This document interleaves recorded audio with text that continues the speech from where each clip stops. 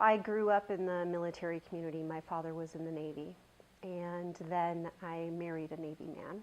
So I never really knew civilian life until my husband became a reservist and we moved to the Pacific Northwest. I mean, one of the difficulties for reserve families is that we're typically remote and we're not always connected to each other because our service members might be spread across the United States and still reserve in a central location, so we don't always know each other. And when a deployment happens, you feel very alone, and especially in an area like Vancouver, where we don't have any real active military bases nearby. I had the luxury of living most of my legal career in one spot, and I didn't have the problems that a lot of military spouses face when they try to pursue a legal career and be part of a military family.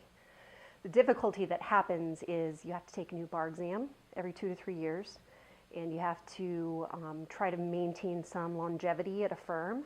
So you either go the partner track and separate from your family, or you choose to be constantly on the move and never really be a candidate for partner. When my husband deployed in 2010 with his reserve unit, I started writing a blog that gained some national publicity.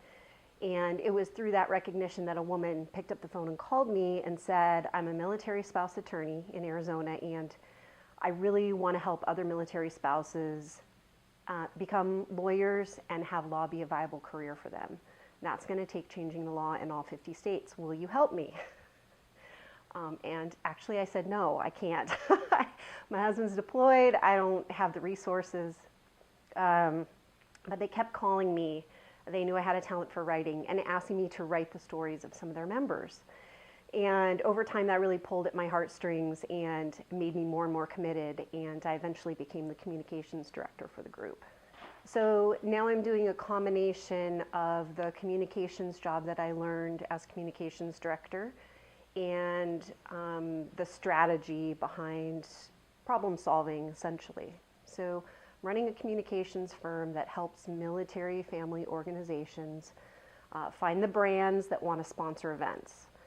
So there's a lot of large organizations that offer something like a 10% off discount to military families, which is great, but it's not really helpful, and it's not necessarily the best way to use marketing dollars to establish goodwill with military families. So I found out that I was the only one out there that was sort of informally offering a connection between these large brands that I learned about from my blogging experience and military family organizations that needed money to run what amounted to be really meaningful programs for military families instead of just a 10% off discount.